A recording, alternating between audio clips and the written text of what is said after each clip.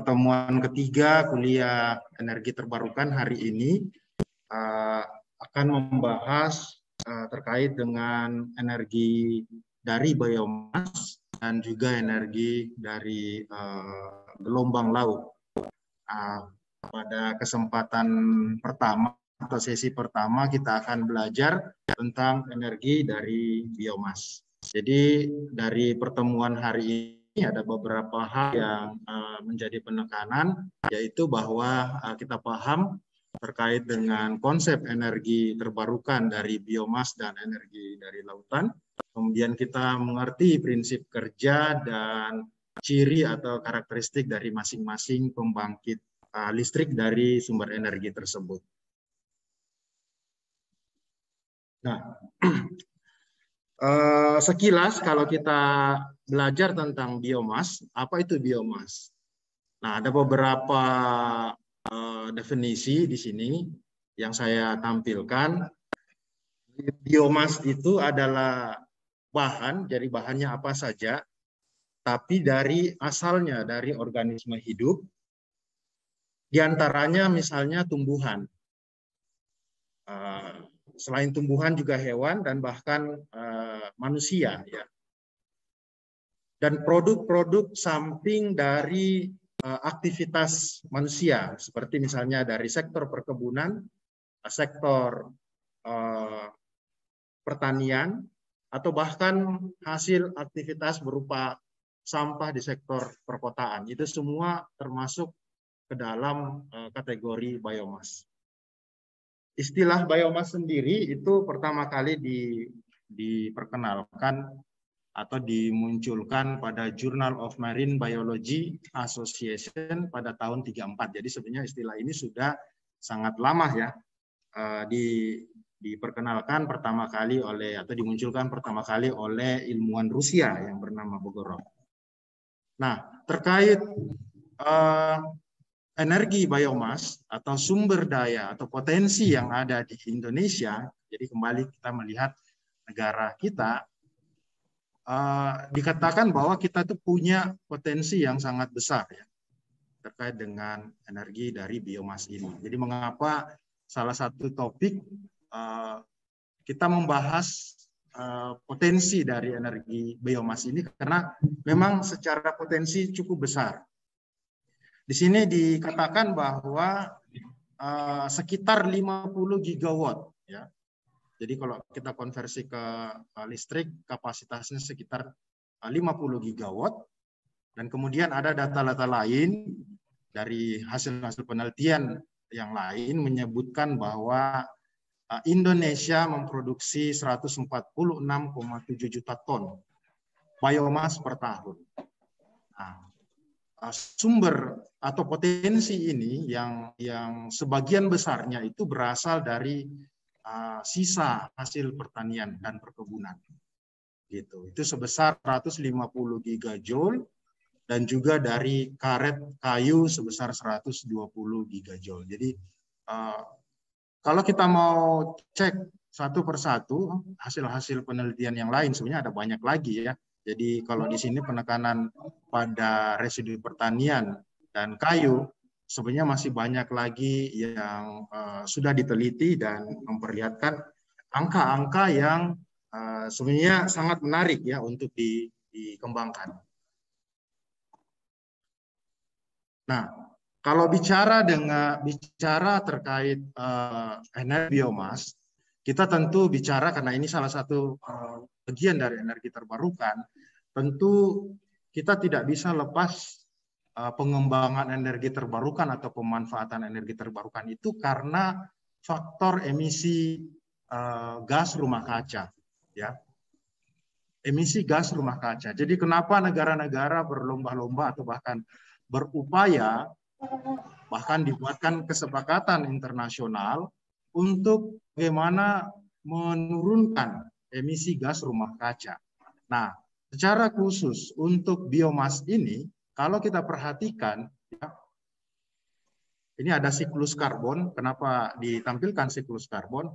Karena kalau kita lihat tumbuhan, misalnya kita fokus kepada tumbuhan ya sebagai sumber biomas, tumbuhan itu bertumbuh dia menyerap atau dia memerlukan karbon dioksida dari alam dan juga air, ya.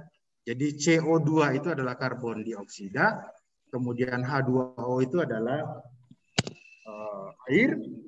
Dengan bantuan sinar matahari, ya, dari sun, maka tumbuhan memproses itu menjadi energinya, ya. Jadi dia tumbuh lewat proses yang kita kenal dengan nama proses fotosintesis, ya. Jadi makanannya seperti ini kira-kira, ya. Dia proses fotosintesis, kemudian tumbuhan itu bisa dari kecil kemudian bertumbuh sampai besar.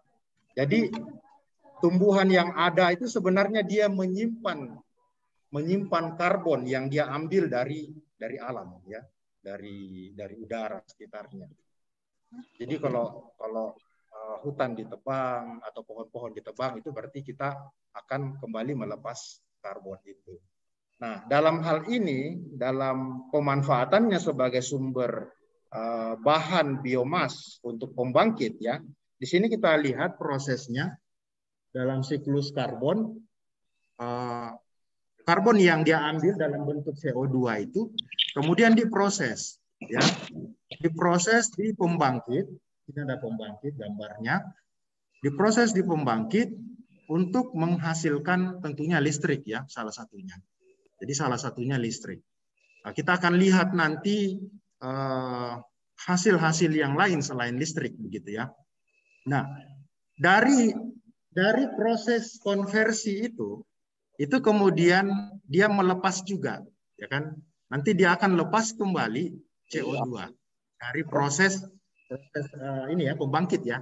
Jadi dari pembangkit listriknya nanti yang memanfaatkan bahan bakarnya sebagai biomas, nanti pembangkitnya dia lepas lagi CO2. Nah, CO2 itu lagi nanti diserap lagi atau dikonsumsi lagi oleh tumbuhan atau tanaman.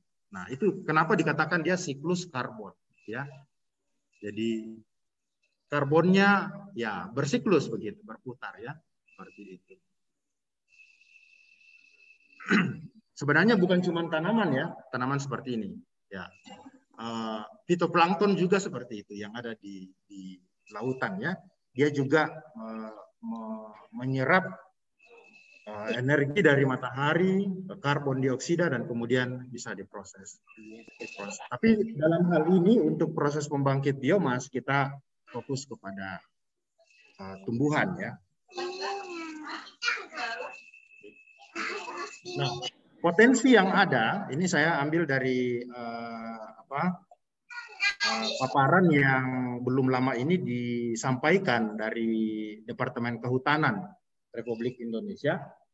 Mereka menyampaikan bahwa potensi bahan baku biomas yang ada di Indonesia itu dalam kategori hutan energi itu hutannya sangat luas, ya. Di situ dikatakan kurang lebih 200.000 hektar yang siap untuk hutan tanaman industri dalam hal ini yang akan kalau mau difokuskan untuk energi. Kemudian luas lahan suboptimalnya sekitar 2 juta hektar. Jadi Indonesia masih punya potensi itu, ya. Kemudian untuk sektor pertanian dalam hal ini limbahnya, ya, limbah pertanian perkebunan. Potensi planting sawit ada, kemudian potensi karet ada. Kemudian yang tidak ada di sini itu juga ada potensi apa lagi? Dari hasil pertanian. Ada sekam hasil pertanian, ya. Dari padi ada sekam, kemudian ada sisa-sisa kelapa sawit, kemudian apa lagi? Banyak, ya, sangat beragam, ya, tersebar. Nanti saya akan perlihatkan ada data dari SDM. Kemudian yang ketiga dari limbah industri kayu. Jadi proses pengolahan kayu itu menjadi suatu produk. Nah, limbahnya itu kemudian diolah dan dijadikan bahan baku pembangkit biomas. Kemudian yang terakhir sampah rumah tangga. atau sampah perkotaan lah kalau boleh dikatakan ya. Di sini ya kota-kota besar biasanya bermasalah dengan hal ini ya. Dan ini sebenarnya kalau kita tinjau dari energi, ini sebenarnya potensi untuk diolah begitu, dimanfaatkan. Satu sisi nanti akan mengurangi pencemaran lingkungan oleh sampah-sampah itu dibiarkan saja. Nah, dalam hal ini ketika dimanfaatkan kita bisa dapatkan energinya ya begitu. Potensi dari PLTU yang memanfaatkan sampah ini sekitar 8.000 ton per hari. Ya.